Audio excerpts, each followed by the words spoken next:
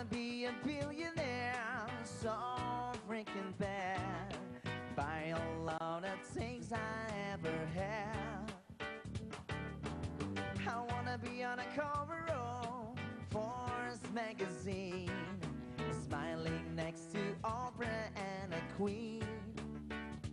Oh, every time I close my eyes, I see my name in shining lights. Yeah, a different city every night. Oh, I swear the world out there prepare is well a billionaire. Hai pemirsa, Oprah Winfrey. Sang pemilik O Magazine ini telah membawakan 4.561 episode The Oprah Winfrey Show. Namun jauh sebelum ia pensiun dari acara talk show-nya, ia telah mempersiapkan bisnis yang dapat menghasilkan penghasilan tambahan. Ya pemirsa, tahun 1986 ia mendirikan Harpo Production yang memproduksi The Oprah Winfrey Show. Lalu ia juga menjadi aktris dan produser teater Broadway, menerbitkan O Magazine, serta mendirikan Radio Oprah. Kesuksesan Harpo Entertainment Group ini menjadikan ia salah satu wanita terkaya di dunia dengan kekayaan bersih sebesar 2,7 miliar US dollar atau setara dengan 30 triliun rupiah. Pemirsa, One Fine Day malam ini akan membahas tentang bagaimana kita mempersiapkan masa depan keuangan kita saat masa produktif telah berlalu. Dan bagaimana kita bisa menikmati masa pensiun seperti Oprah. Nah, malam ini saya akan mengundang sahabat saya yang telah memulai praktek hipnoterapi dari tahun 2005, yaitu Natalia Sunaidi. Hai Mbak! Hai. Apa kabar Mbak? Silahkan duduk. Terima kasih. Gimana, masih sibuk dengan wisdom terapinya ya Mbak ya? Ya, saya masih sibuk dengan hipnoterapi. Saya mulai ngajar. Saya lagi masuk ke bisnis properti. Heboh sekali ya bisnis properti ini ya. Seru main di ya properti ternyata ya. Ya. Mungkin pemirsa di rumah juga ada yang belum tahu gitu, hipnoterapi atau wisdom terapi ini tuh apa sih gitu? Hipnoterapi itu seperti mengubah mindset. Kalau kita tanya semua orang sukses di dunia, kenapa kamu bisa sukses? Kenapa kamu bisa kaya raya gitu kan? Biasanya mereka akan bilang, mindset kamu kaya raya dulu. Kamu harus ubah mindset kamu dulu. Kita harus membuat kita keep up terus. Nah, tapi kebanyakan kita dibesarkan kan tidak dengan pujian. Kalau misalkan kita kecil jatuh kan, jarang yang bilang, "Hey, ayo bangkit lagi nak." Wah, jarang orang tua begitu kan. Biasanya kan, "Tuh kan mata kamu kan kemana?" Jadi kita dibesarkan di alam bawah sadar kita itu memiliki banyak sekali kata-kata yang negatif, yang mendemotivasi, bukan memotivasi loh. Itu menjadi hantu bagi orang-orang yang ingin sukses. Karena begitu mau mulai sesuatu, pasti yang muncul adalah kata-kata demotivasi. Hipnoterapi itu kita mencabut semua kata-kata yang buruk-buruk itu, kita lepaskan gitu kan dari alam bawah sadar kita, lalu kita masukkan hal-hal yang memotivasi kita. Nah, itu yang akan mempercepat kesuksesan siapa saja di segala bidang. Ini kembali lagi nih, kalau misalnya kita melihat kan sudah menangani ribuan klien, Yes. gitu kan? Dan sekarang juga banyak sekali ahli hipnoterapi. Tentunya kan kalau banyak saingan, penghasilan juga jadi berkurang dibandingkan ketika Mbak memulai hipnoterapi pada tahun 2005 lalu gitu ya kan Mbak? Nah itu bagaimana tuh Mbak? Sebegini, bukan hanya hipnoterapi, semua bidang pasti akan ada grafik naik, lalu ada grafik turun, dan itu yang membuat kita hidup. Jadi kuncinya jangan cuma satu bidang. Anda harus punya investasi. Pada saat kita sedang di atas, banyak orang lupa nabung atau lupa memikirkan investasi. Nah, waktu saya atau sekarang ini, dimanapun saya ada rejeki gitu, saya langsung masukkan ke investasi. Dan sekarang ini saya memilih investasi properti. Karena kan saya pelajari orang-orang kaya di dunia, kebanyakan kaya dari properti. Nah, saya kan juga mau seperti mereka. Karena itu saya membidik properti dan ternyata bidikan saya itu tepat sekali. Waduh, ini perlu ditiru nih pemirsa. Nah pemirsa, saat lagi saya juga akan ngobrol-ngobrol dengan seorang pakar investasi properti, Bapak Matius Yusuf. Jangan kemana-mana, kami akan segera kembali.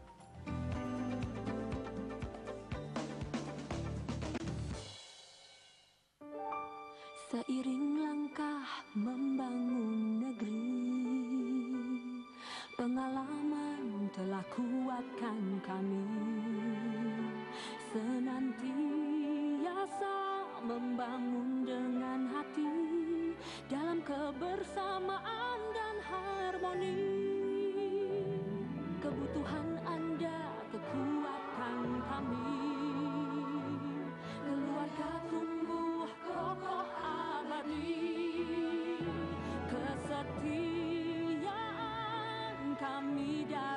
hati, agung podomoro untuk harmoni. Wujudkan mimpi bersama kami, agung podomoro untuk harmoni.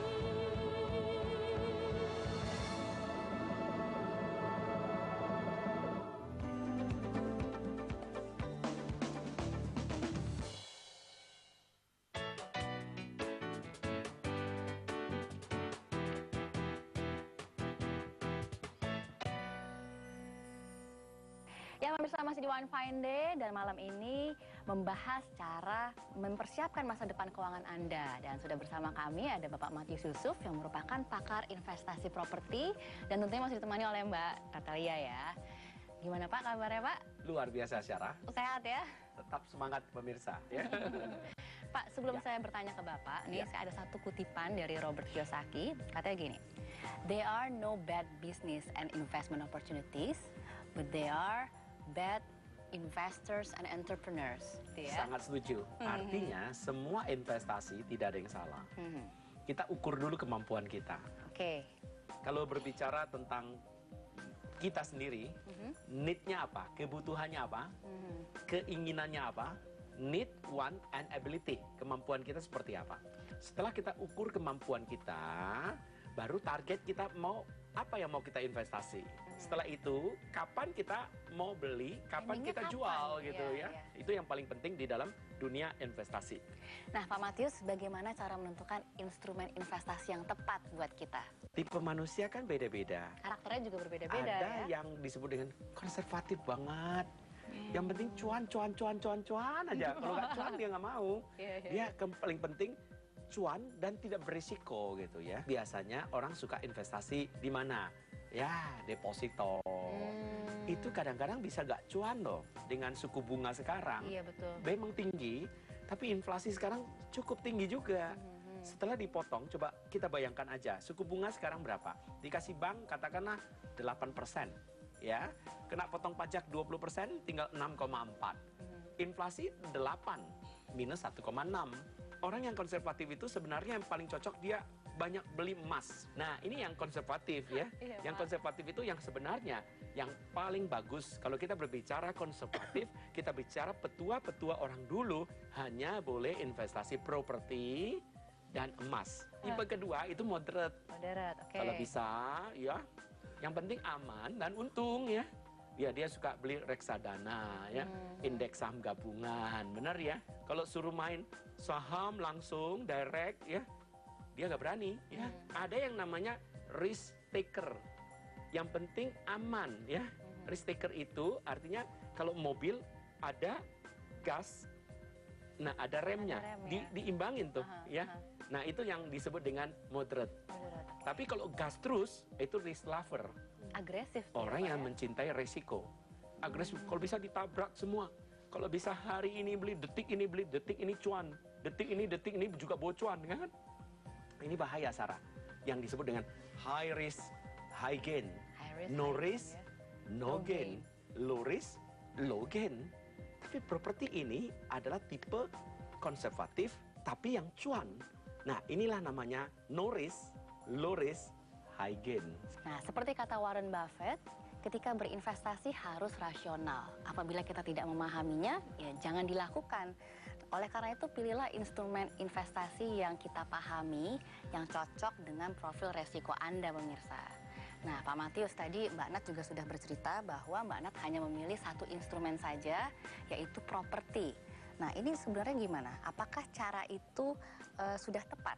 Saya selalu sampaikan apa yang disampaikan orang-orang zaman dulu. Dikatakan, jangan telur itu taruh di satu keranjang. Oke. Satu pecah, yang lain ikut pecah. Nah, ini yang perlu diperhatikan oleh Syarah dan pemirsa dan Ibu Natali yang tadi memang memilih instrumennya yang cukup bagus, properti ya. Properti itu orang nggak pernah rugi beli properti. Low risk, high return, low risk, high gain itu apa? Yang tidak berisiko, tapi untungnya Menguntungkan. tinggi, high return. Tentunya berbicara ini adalah properti. Apa yang dikatakan Andrew Carnegie? Of all millionaires became so true owning real estate. semua orang kaya di dunia ini mulainya dari properti ya. Oke, Memang kalau kita berbicara tentang properti, kita harus belajar ya. Saat ini adalah saat yang paling tepat untuk kita beli properti. Ya pemirsa, seperti Pak Matius bilang tadi, apabila mencari risiko yang rendah namun menghasilkan gain yang tinggi, tentunya adalah properti. Karena harganya akan selalu naik. Nah, jadi berinvestasilah sekarang. Jangan sampai kita membeli properti dengan harga selangit seperti di 5 kota dengan harga properti tertinggi di dunia berikut ini. Pemirsa, stabilitas politik dan perekonomian sebuah negara bisa menjadi faktor penentu tingginya harga properti di negara tersebut. Berikut 5 kota dengan harga properti tertinggi di dunia. Monaco. Harga properti tertinggi di dunia senilai 499 juta rupiah per meter persegi ada di kota tempat tinggal Pangeran Albert II ini. Ketiadaan pajak sewa properti, kebijakan pemerintah setempat yang sangat pro pemilik lahan, pasar yang kuat, serta perekonomian yang beragam membuat Monaco menjadi lokasi incaran untuk berinvestasi. London. Ada 2 hal yang bisa membuat harga properti di ibu kota Inggris ini melejit ke angka 192,3 juta rupiah per meter persegi, yaitu ongkos transaksi properti yang sangat rendah dan juga pajak yang bersahabat. Hong Kong. Kota ini tepat untuk berinvestasi di bidang properti. Karena harga sewa apartemen premiumnya mencapai 130 juta rupiah per bulan, sedangkan harga lahannya 181,2 juta rupiah per meter persegi. Hal ini karena sistem transaksi pro pengembang serta rendahnya ongkos transaksi yang dibebankan kepada konsumen dan pengembang. Paris. Kota ini mematok harga 169,5 juta rupiah per meter persegi untuk propertinya. Pajak sewa yang efektif serta tawaran keuntungan imbal hasil yang tinggi mampu mendorong naiknya harga properti, sehingga bisa membuat iklim investasi menjadi ramah pasar. Singapura. Pembeli asing senang berinvestasi di negara ini karena perekonomiannya yang kuat dan pajak transaksinya yang rendah. Harga properti mencapai 156,9 juta rupiah per meter persegi. Dan sewa apartemen 3 kamar mencapai 61,3 juta rupiah per bulan. Nah pemirsa, itu dia tadi kota-kota dengan harga properti tertinggi di dunia. Walaupun Jakarta dinobatkan sebagai kota dengan pertumbuhan harga properti mewah terbesar di dunia, menurut Knight Frank di atas Miami, Singapura, London, Tokyo, dan New York, namun harga properti masih jauh di bawah kota-kota tadi pemirsa. Nah Pak Matius, sebenarnya apa saja sih Pak yang mempengaruhi kenaikan harga sebuah propertis itu Pak? Satu hal yang perlu diperhatikan itu adalah yang pertama lokasi. Lokasi sudah tepat itu yang mengakibatkan, yang membuat properti itu akan naik terus. Kedua, berbicara tentang accessibility-nya. Aksesibilitasnya menuju ke lokasi ini, bagaimana dengan aksesnya, itu yang kedua. Yang ketiga, konsepnya. Konsepnya seperti apa? Berani nggak memakai konsep dengan arsitek yang baik gitu ya. Nah, yang keempat yang paling penting, the man behind the gun. Siapa di balik itu semua? Developernya siapa ya? Pengembangnya siapa? Nah, inilah yang menentukan harga properti itu akan naik ya. Nah, Mbak Nat, sebelum berakhir nih Mbak, saya bisa nggak minta tips berinvestasi di bidang properti Mbak? Supaya investasi kita menguntungkan, saya sangat setuju sekali dengan Pak Matius Yusuf tadi. Nah, selain lokasi, siapa pengembangnya, dan sebagainya tadi, itu yang saya namakan itu namanya education-nya. Nah, yang paling penting kalau kita mau untung di properti, kita harus belinya di momen early bird. Early bird ini, kita membeli sebuah properti di mana properti itu sebenarnya belum launching loh, Mbak. Jadi orang-orang yang membeli di momen early bird itu sangat sekali menguntungkan karena beli di harga sangat rendah sehingga potensi jualnya itu kenaikan harganya sangat meroket. Nah Mbak Nat, terima kasih atas waktunya dan obrolan kita pada malam hari ini. Saya yakin pasti dapat bermanfaat buat kita semua ya. Dan Pak, kita masih akan melanjutkan obrolan kita pada malam hari ini ya. Sip.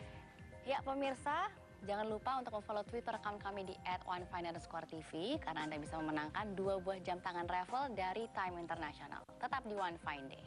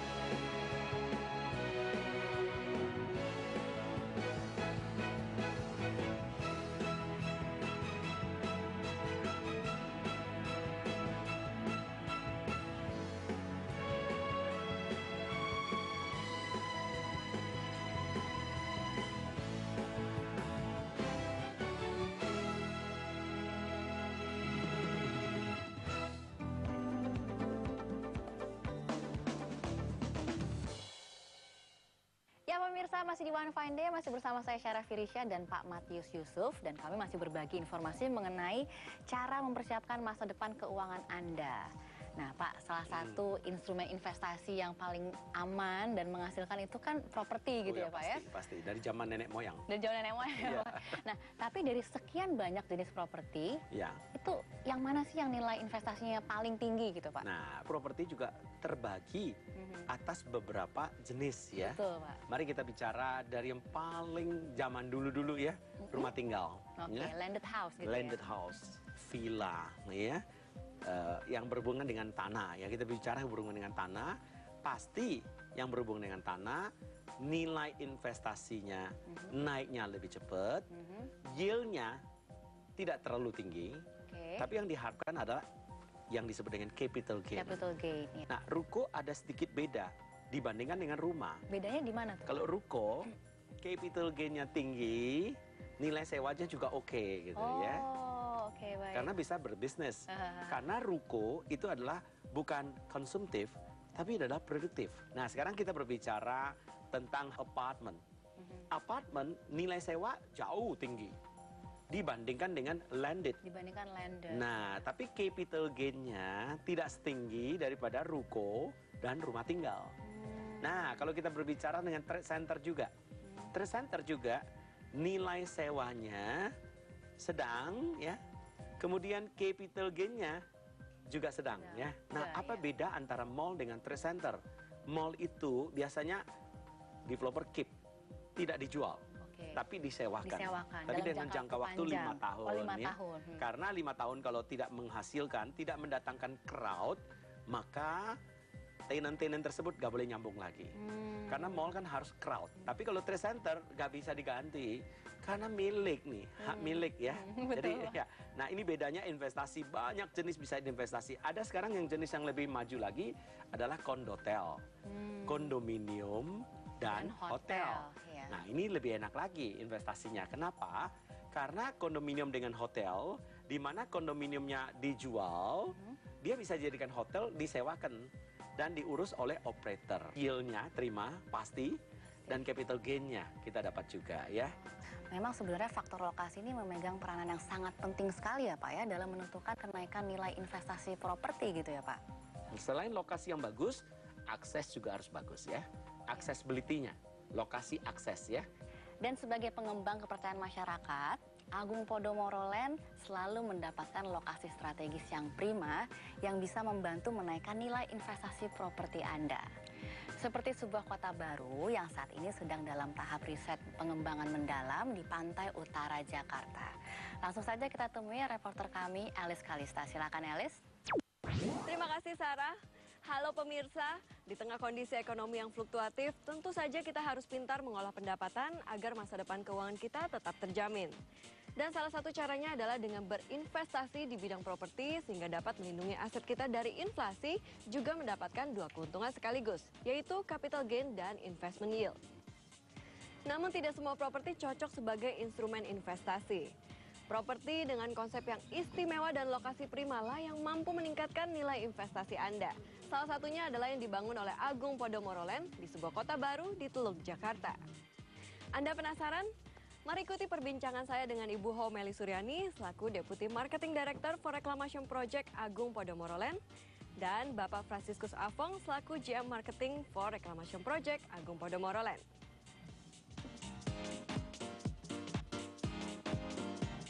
Bu Meli, senang sekali kita berjumpa lagi ya Bu. Masih berbicara tentang Agung Podomoro Land yang menawarkan sebuah konsep yang sangat istimewa dalam pengembangan propertinya. Dan kali ini adalah sebuah kota baru bertaraf internasional di pantai utara Jakarta. Kira-kira kenapa lokasi ini yang dipilih, Bu? Iya, Agung Podomoro Land memang turut serta dalam mendukung program pemerintah mereklamasi 17 pulau dari Tanjung Priok sampai Teluk Naga. Nah, kita kenapa milih di Teluk Jakarta? Sekarang ini kan kita sedang merampungkan Green Bay Fluid ya, proyek kita nantinya adalah ada super blok di mana ada Baywalk Mall, satu-satunya mall yang menghadap laut juga. Nah, kita mereklamasi 300 meter dari Green Bay Fluid. Nah, waterfront city kita itu nantinya tepat berada di Teluk Jakarta. Sebagai kota baru, Bu, pastinya fasilitas pendukung kehidupan semuanya sudah tersedia di sini ya, Bu? Ya betul, sebagai kota baru bertaraf internasional seluas 160 hektar, pastinya kan kita mengembangkan atau menyediakan beragam produk pilihan ya. Mulai dari residensial itu nanti ada beach house, ada kondominium, ada apartemen, untuk area komersialnya juga ada shop house, ada mini office, office tower gitu. Ya di samping itu juga ada fasilitas spektakuler yang hadir di waterfront city kita ya. Yang pertama itu adalah taman dan danau seluas 8 hektar yang kita namakan Central Park. Memang menyerupai Central Park di New York. Wow. Kebetulan baru-baru ini kan dari wali kota Rotterdam juga berkunjung ke Jakarta, memberikan solusi untuk antisipasi banjir. Salah satunya adalah Green City dengan kota yang mengedepankan penghijauan. Nah, kita di lahan ini sudah mempersiapkan 25% itu untuk ruang terbuka hijau dan ruang terbuka biru. Nah, fasilitas kedua adalah kita mengembangkan satu entertainment and lifestyle center yang menyerupai Xintiandi di Shanghai. Jadi di sana nanti ada indoor, outdoor plasanya, restoran-restoran terbuka, alfresco. Yang ketiga, kita menyediakan dermaga ya. Tidak ketinggalan juga fasilitas umum dan fasilitas sosial nih Elis ya.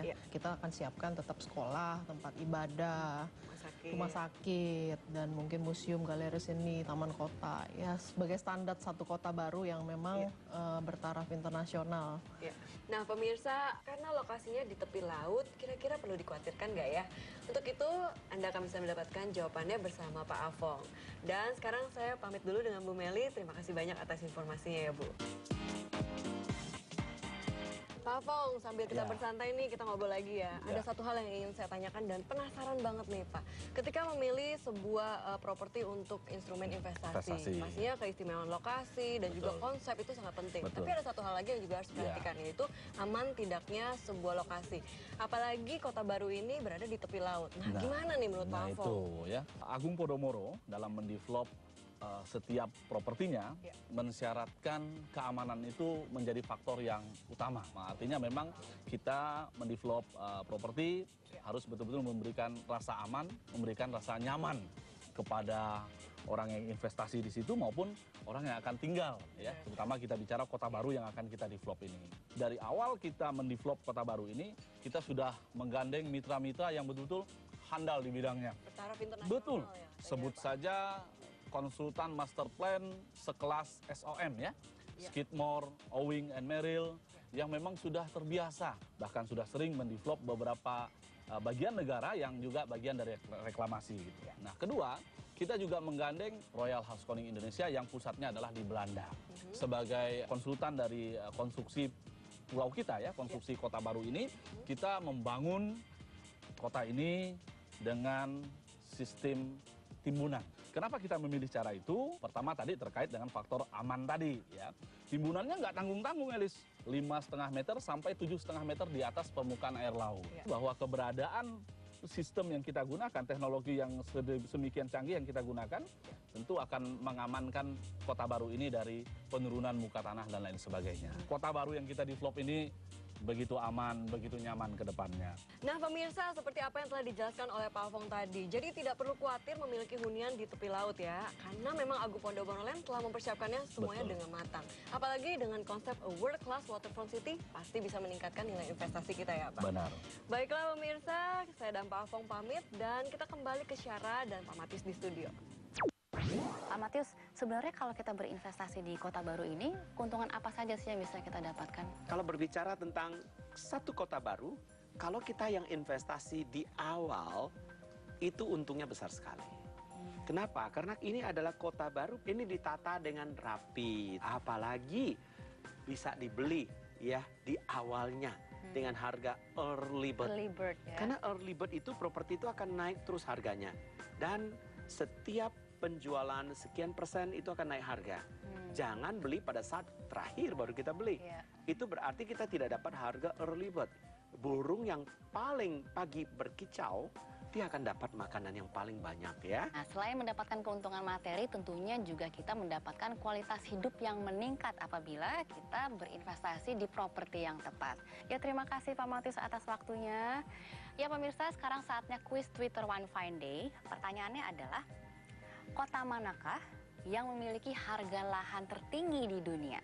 Ya pemirsa, masa produktif seseorang ada batasnya. Jadi ketika kita berada di masa itu, bekerja keraslah dan berinvestasi dengan tepat agar Anda bisa menikmati masa pensiun dengan tenang sesuai dengan yang dikatakan oleh Robert Kiyosaki. Jangan bekerja untuk uang, biarkanlah uang yang bekerja untuk Anda. Selamat malam. Strawberry lamps shining in a summer sun. Canary tails glowing there for everyone. You fell asleep under the cherry tree. La la la la la la la. It's a beautiful world. So we're all here. Your winter skin warming in a summer sun. We know it and you were still forever young. You fell asleep under the solid sea. It's time to wake up, the moon is on above.